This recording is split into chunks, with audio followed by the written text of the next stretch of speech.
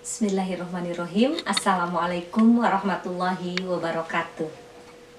Pokok bahasan kita kali ini adalah tentang masalah-masalah dalam bimbingan dan konseling kelompok. Kita bahas terlebih dahulu apa itu masalah.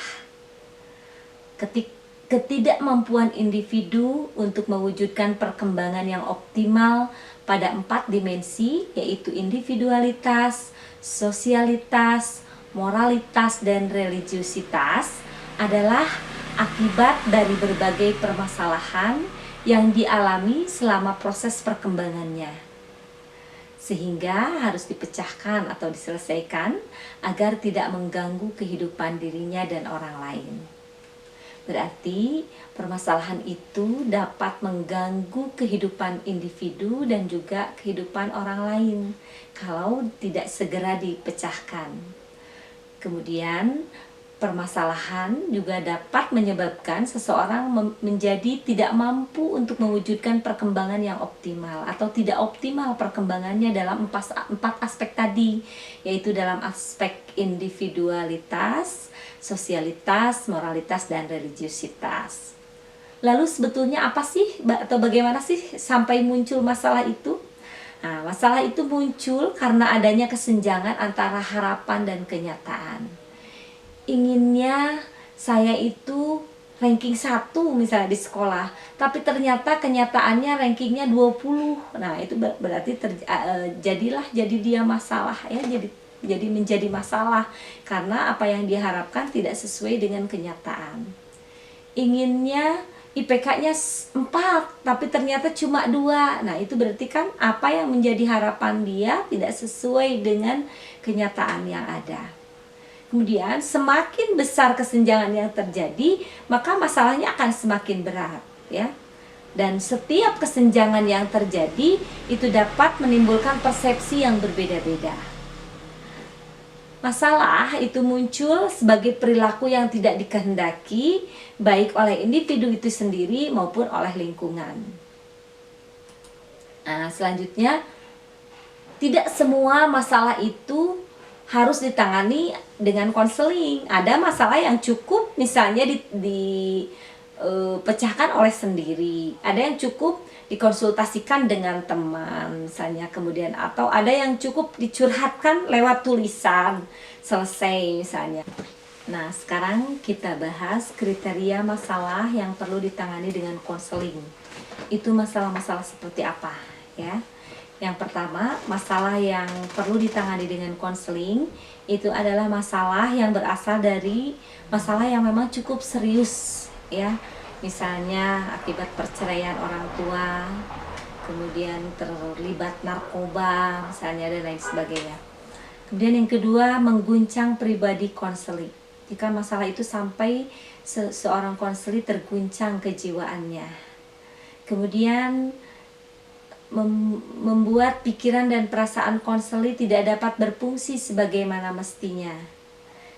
Kemudian selanjutnya, berpengaruh terhadap perubahan fisiologis ya terhadap tubuh, misalnya karena dia punya masalah jadi sakit mah, jadi mencret. Nah, itu biasanya itu merupakan masalah yang terindikasi perlu ditangani dengan konseling.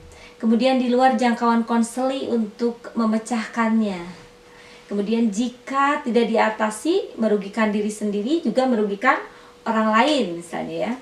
Kemudian menyebabkan terhambatnya perkembangan individu. Kemudian menyebabkan penyimpangan sikap dan perilaku individu. Kemudian memerlukan penanganan seorang ahli profesional. Nah, itulah diantara kriteria masalah-masalah yang perlu ditangani dengan konseling. Selanjutnya, kita mengenal jenis-jenis masalah secara umum. Permasalahan itu ada bermacam-macam. Ada masalah yang berkaitan dengan emosi, seperti misalnya karena marah, karena kecewa, karena sedih gitu ya. Itu berarti masalah-masalah berkaitan dengan emosi atau masalah emosi. Kemudian ada masalah yang berkaitan dengan penyesuaian diri, misalnya penyesuaian diri dalam keluarga karena membentuk keluarga baru, misalnya berada di rumah mertua misalnya, atau juga di rumah keluarga suami misalnya. Nah, itu penyesuaian dalam keluarga, atau penyesuaian di lingkungan baru, misalnya baru pindah ke sebuah tempat, atau penyesuaian diri di sekolah atau di tempat kerja. Nah, itu berkaitan dengan penyesuaian diri. Kemudian ada masalah yang berlaku yang berhubungan dengan perilaku seksual, misalnya penyimpangan seksual ya, atau ada kelainan seksual dan lain sebagainya. Kemudian juga masalah yang berkaitan dengan moral.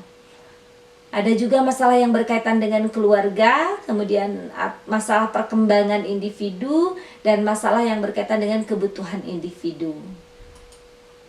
Selanjutnya, untuk siswa di sekolah itu secara spesifik ada beberapa kriteria ya, antara lain untuk untuk siswa di sekolah adalah ada masalah yang berhubungan dengan dimensi individu, yaitu yang berkaitan dengan diri sendiri siswa yang bersangkutan, misalnya rasa percaya diri yang rendah, misalnya motivasi belajar yang rendah. Nah, banyak hal yang berkaitan dengan individu. Kemudian broken home misalnya ya. Kemudian yang kedua ada masalah yang berhubungan dengan dimensi sosial, yaitu bagaimana seorang siswa mampu berinteraksi dengan lingkungan sosialnya, dengan teman baru, dengan guru-guru baru, dengan lingkungan sekolah yang baru, dengan pola belajar yang baru, dan lain sebagainya. Dan yang ketiga, masalah yang berhubungan dengan dimensi kesusilaan yang berkaitan dengan moral ya. Dan yang keempat adalah masalah yang berkaitan dengan agama, yaitu berhubungan dengan suku, ras atau agama yang dianut masing-masing. Nah, adapun masalah-masalah etis dalam konseling kelompok itu antara lain adalah masalah-masalah yang berkaitan dengan hak dan kewajiban peserta. Karena dalam konseling kelompok itu nanti berkaitan dengan orang-orang banyak ya, dengan orang-orang lain yang bersatu dalam satu kelompok untuk bersama-sama memecahkan sebuah masalah atau membantu individu mengatasi permasalahan. Maka di situ nanti ada hak-hak peserta, hak-hak dan juga ada kewajiban peserta yang akan terjadi masalah jika ada hak-hak atau kewajiban yang tidak dilakukan atau tidak terpenuhi. Dan yang kedua masalah kerahasiaan. Ini sangat urgen juga. Biasanya anggota kelompok itu harus pandai menjaga rahasia atau harus tidak boleh menyebarkan aib orang lain ya, atau menyebarkan masalah yang tidak di luar dari komunitas atau kelompok itu. Kemudian yang ketiga adalah masalah resiko psikologis dalam kelompok. Mungkin dalam kelompok itu dia tertekan misalnya, atau dalam kelompok itu dia menjadi orang yang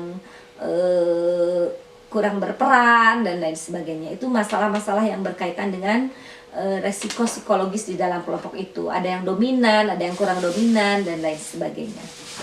Saya kira itu hal-hal yang berkaitan dengan permasalahan dalam bimbingan dan konseling kelompok.